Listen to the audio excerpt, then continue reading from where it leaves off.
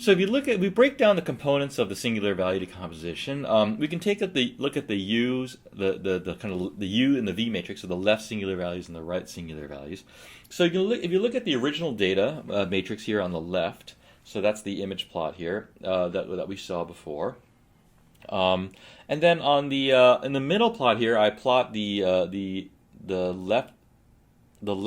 first left singular vector, and it kind of roughly shows basically the mean of all of that kind of data set. So if you plot it across the rows, you can see that the first singular vector is kind of has a negative value for rows kind of 40 through about 18 or so, or 17, and then has a positive value for the remaining rows. So that shows the clear separation in the means of the two sets of rows, right? And if you look at the first right singular vector, you can see that this also shows the change in the mean between the first 5 columns and the second 5 columns.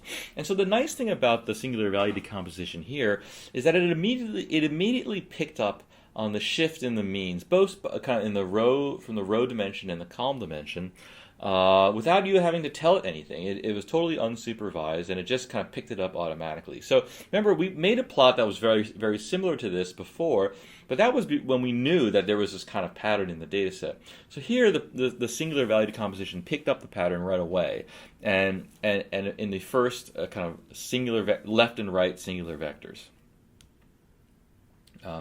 Another kind of component of the singular value decomposition is known as the variance explained. And this comes from the singular values that are in the D matrix. So remember, the D matrix is really a diagonal matrix. So it only has elements that are on the diagonal of that matrix.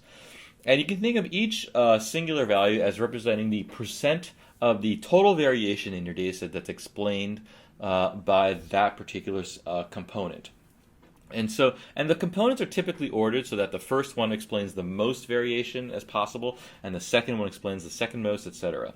And so you can plot the kind of proportion of variance explained as we have in this plot below. And so here on the left-hand side, I've just plotted the raw singular values, and you can see that they kind of decrease in value as you go across the columns. But of course, the raw singular value doesn't really have much meaning because it's not on an interpretable scale. So if I divide by the total sum of all the singular values, then on the right-hand side, I can interpret it as the proportion of variance explained. And you can see that it's exactly the same plot, but the y-axis has changed. And so you can see that the first singular value, if you recall, it captures kind of the shift in the mean in between the rows and the columns. That captures about 40% of the variation in your data, right? So almost half of the variation in the data is explained by a single kind of singular value, or you can think of it as a single dimension. And then the remaining variation in the data is explained by the other components. So just to show that the relationship between the singular value decomposition and the principal components is close, I've calculated the SVD and the PCA of the same data matrix, and I plotted the principal components on the x-axis and the first principal component on the x-axis, and the first right singular vector on the y-axis, and you can see that they fall exactly in a line. They're exactly the same things. So the SVD and the principal components analysis is essentially the same thing. And so if you hear, if you're in a cocktail party and you hear two people talking about the SVD and PCA, you can rest assured that they're basically doing the same thing.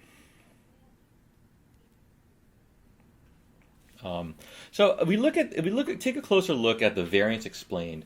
Here I've got a very simple example, which is just basically kind of a matrix that has either zeros or ones. And so the idea is that there's only one pattern in this matrix, right? And so the first 5 columns are zeros, and the second 5 columns are ones. That's it, nothing special.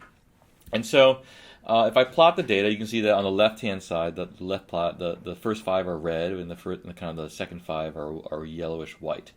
So now if I take the SVD of this kind of relatively boring matrix, you can see that I can plot the singular values, and you can see that there's one singular value that's very high, and the rest are all kind of zero, basically. And what you'll see is that the first singular value explains 100% of the variation in the data set. So how can that be? Well, if you think about this data set, even though there's kind of 40 rows and 10 columns, there's really only one dimension to this data set, which is that if you're in the first 5 columns, you're equal to 0, and if you're in the second 5 columns, you're equal to 1.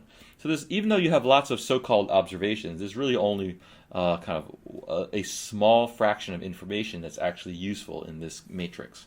And so that's captured by the SVD by the fact that you can explain 100% of the variation with a single component.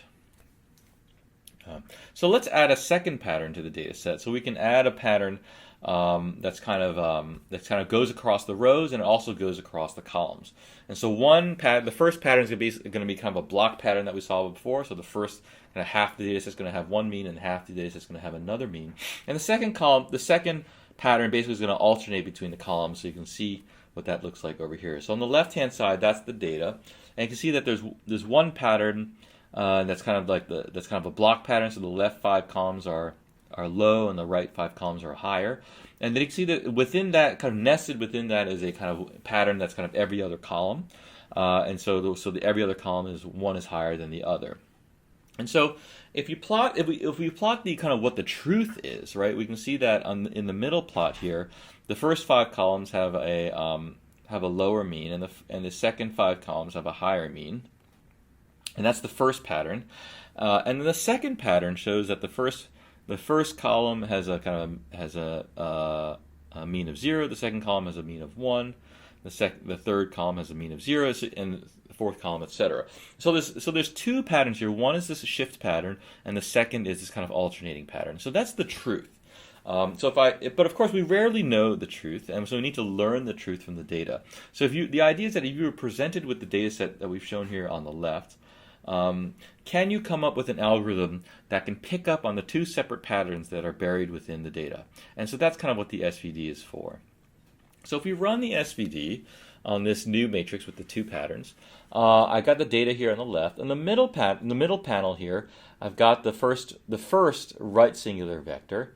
And you can see it roughly picks up the block pattern, right? So the first kind of 5 are somewhat lower, and the second 5 are somewhat higher, right? So it's not as pretty as the truth was, but it's somewhat discernible that there are 2 different kind of means here.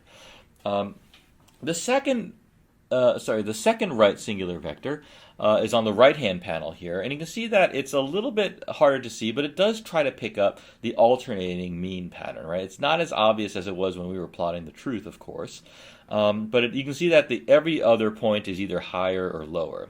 Now, of course, since we know what the truth is, it's a little bit easier to kind of talk about this.